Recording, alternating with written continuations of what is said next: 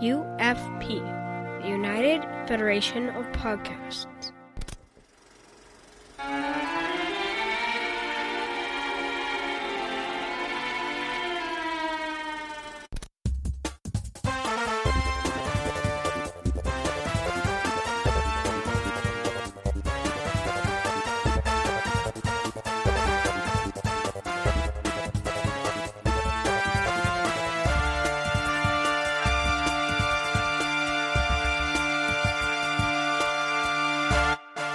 Welcome to Franchise Fatigue, the little podcast on the United Federation of Podcast Network, where your hosts take a look at movies, remakes, and sequels. I am your host, Yojimbo de Brandon-Shea Bo Matella, and joining me, as always, is Sanjuro Moore. You can just call me John Smith. John Smith, I love it. Excellent. Well, we are doing our little recap episode for the Dollars series, the Man with No Name series, the 40-year-old but almost 40-year-old Mulberry Field series of movies. And as we do, we're going to do a little bit of a recap. So, Zach, my first question on this series of films is, which is your favorite? You know, I had not seen any of these films. Mm-hmm. Any of them before we did this series. And The Good, the Bad, and the Ugly has been one of these films I've always heard about. And you hear about that one first, and then you hear about, it's actually part of a trilogy. I'm like, okay. So that was the one I kind of had my eye on, and it lived up to its reputation because I thought it was fantastic, and that is my favorite film of the, six films we covered in this series. So I'm going to go with The Good, the Bad, and the Ugly as my favorite. Yeah, interesting. Yeah, so I had seen two of them, Yojimbo and Sanjuro, before, and the rest were new to me. But I really, truly love Yojimbo and Sanjuro. But Sanjuro is my favorite of the set, of all six of these. I truly love that film. I believe it's better than Yojimbo, so that's where I rank it, right at the top. So, what do you think? So then how would you rank all six of these movies? Yeah, so I would rank them The Good, the Bad, and the Ugly first. Sanjuro second. I agree. I enjoyed that one more than Yojimbo, although they're both excellent. Yojimbo third. Fistful of Dollars fourth. For a Few Dollars More fifth. And Last Man Standing sixth. Interesting. Yeah, so we got quite a little bit of a different shuffle there. So my number one, Sanjuro, followed by Yojimbo, followed by For a Few Dollars More, followed by The Good, the Bad, and the Ugly, followed by A Fistful of Dollars, followed by Last Man Standing. So you like A Few Dollars More is your favorite of that trilogy, huh? Yeah, I liked it. But as I said, I definitely need to rewatch The Good, the Bad, and the Ugly. Like, when it comes to long movies, like I kind of have a trouble with them sometimes. Like, I just saw Once Upon a Time in Hollywood for the first time.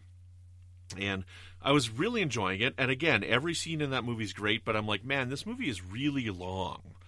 Once I was finished watching it, I'm like, I couldn't get it out of my head. And Good and Bad and the Ugly was kind of the same way. So it's definitely one that I know I'm going to appreciate more on multiple watches. So it's not that I didn't like the movie. I need to see it again so I can process it a bit more. That's all. Yeah. So this has been an interesting series of movies. As I said last time, I'm very done with this series of movies, but it has been really interesting to have such a variety of like westerns and prohibition and samurai films to play off of each other. It's been interesting. Yeah, it's unique to kind of all these. It's kind of like apples and oranges to a degree, ranking these all together. So it's funny we make our letterbox list about these things, and it's just funny to see because like some like for example like I gave I would rate Fistful of Dollars and For a Few Dollars More the same. But I would rank Fistful of Dollars above A Few Dollars More. You know what I mean? Yep. But top tier for me is Good, Bad, the Ugly, Sanjuro, and Yojimbo. Those are all on the top level for me. Then you have those other two I just mentioned, and then Last Man Standing. Not a bad film, just average, slightly above average film. I mean, unfortunately, it's paired with some of these amazing films in this group. So it's last is not a bad place to be on a list like this. Is all I'm gonna say. Cool. Yeah. Yeah, it's not. Yeah, again, like a 3-star. Like it's definitely better than some of the other movies we've watched so far, right? It's probably better than Pet Sematary 2.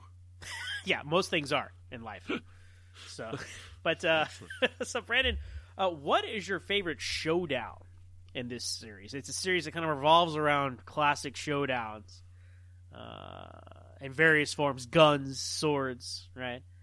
Yeah, definitely the end of Sanjuro. That gushing blood when he cuts him, that's pretty epic, and you can't top that.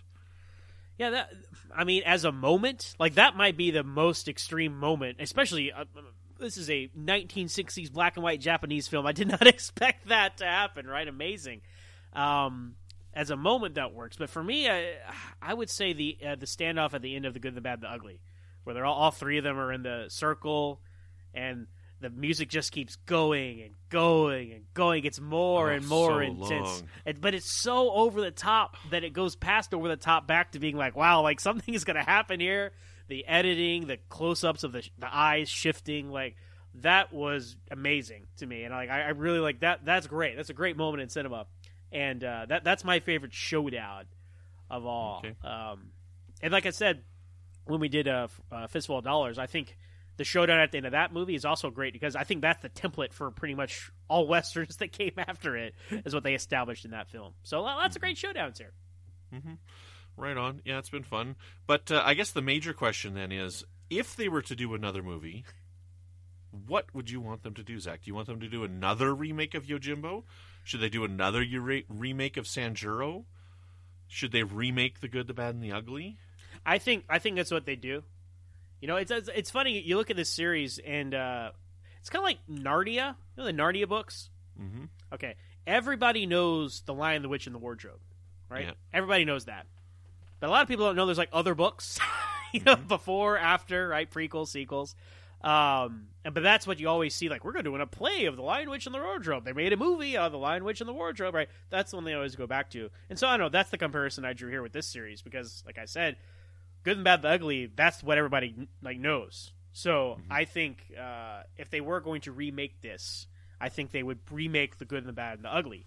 And that would just be its own thing. And it works because technically that's the first film in the adventures of Clint Eastwood's Man with No Name, chronologically speaking. It's the Temple of Doom of the series, Brandon, because it takes place first. That's correct. So that's what I think we said it. I think we said it best in that podcast, though, that I think what they should do is like a 10-hour miniseries of that and expand on each event that's in it as its own independent episode. Mm-hmm. I think that would be a really interesting way to remake that movie. Yeah, I think so, too, because I think when you remake things in different formats, that's more interesting. You know, like you look at something like, I know we're making all these different franchise comparisons now, but you look at something like Dune, right? Mm-hmm. Dune, based off a book, was kind of a weird movie, but an interesting movie in the 80s. Then they remade it as a Sci-Fi Channel miniseries, right? Mm-hmm. Now they're remaking it again as a movie. So it's gone back and forth between like the formats it's presented in. And I think for stuff like this, that's cool because it makes it less of a to B comparison when it's a totally different format. Right. Because I think when they are like we had a struggle talking about Last Man Standing because it was so similar, to the other ones, and I think you remove that when you do a different format, and I think you can really expand on it. And as we said, watching it felt like here's this chapter's over. Now the next adventure for 25 minutes and this and that, and they could really do a lot of good stuff with that. And make it like a one-off mini series, as they do now, because television is changing, or I don't know if you can call it television anymore at this point. But it's all different. The presentation formats are changing, and I really think that's what I would like to see. I mean, HBO, Amazon Prime, I don't know, right? But I think the brand recognition of that, and especially if you use the music, right? The music will sell people, right? I can imagine the teaser trailer for that, right, with the music. But who would you cast? Do you have anyone in mind that you would cast as those characters?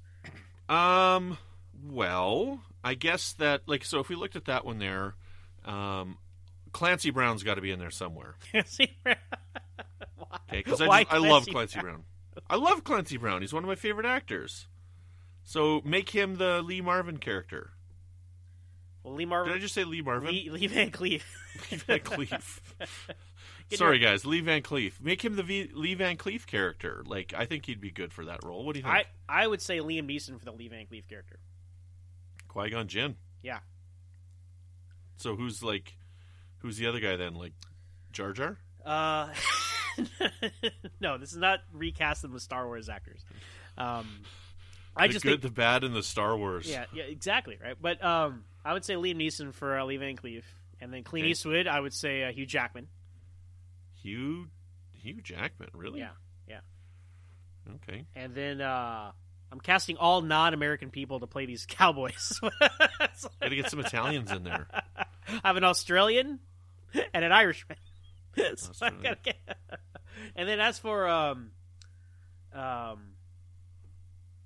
the ugly, Eli Wallach. Eli Wallach, yes. They should just get Eli Wallach again. This is, I really, you know who I really like as an actor in recent years is Oscar Isaac.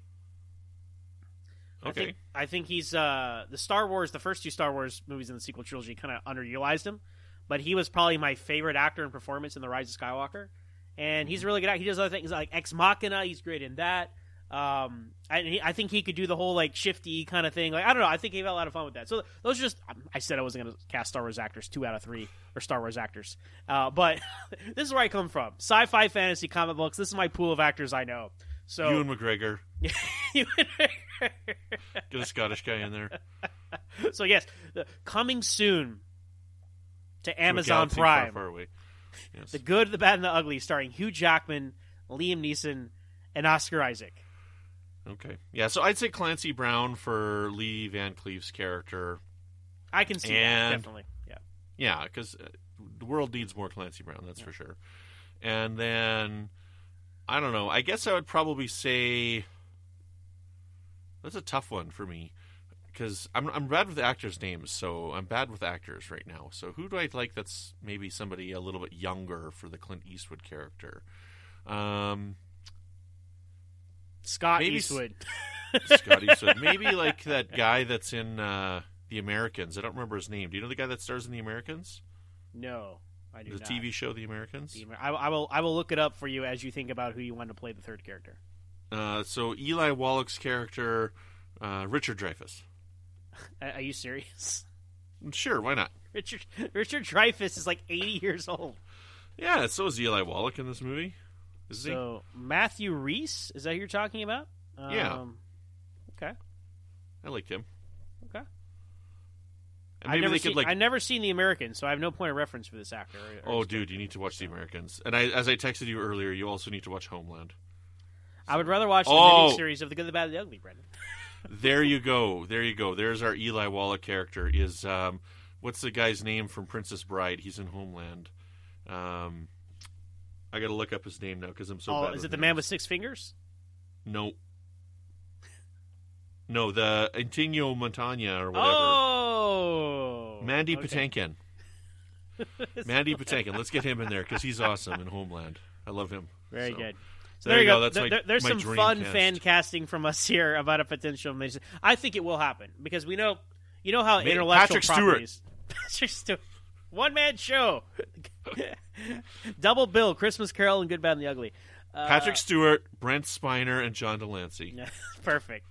So it's some fun fan casting there. So, but yeah, I think this will definitely happen because you look at intellectual properties and how like the well is dry on this stuff, and people know that people know what this is.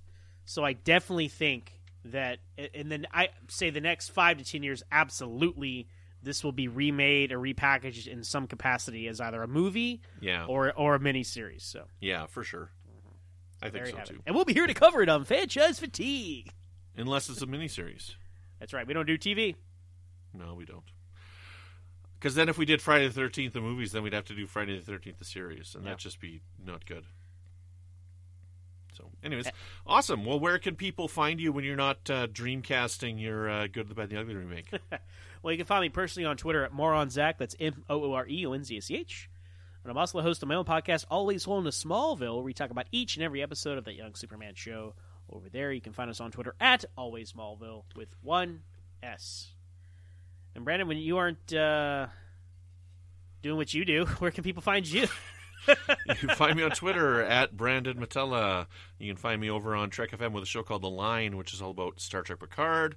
And you can find me over on the the Fandom Podcast Network and our own independent feed with Good Evening, an Alfred Hitchcock podcast.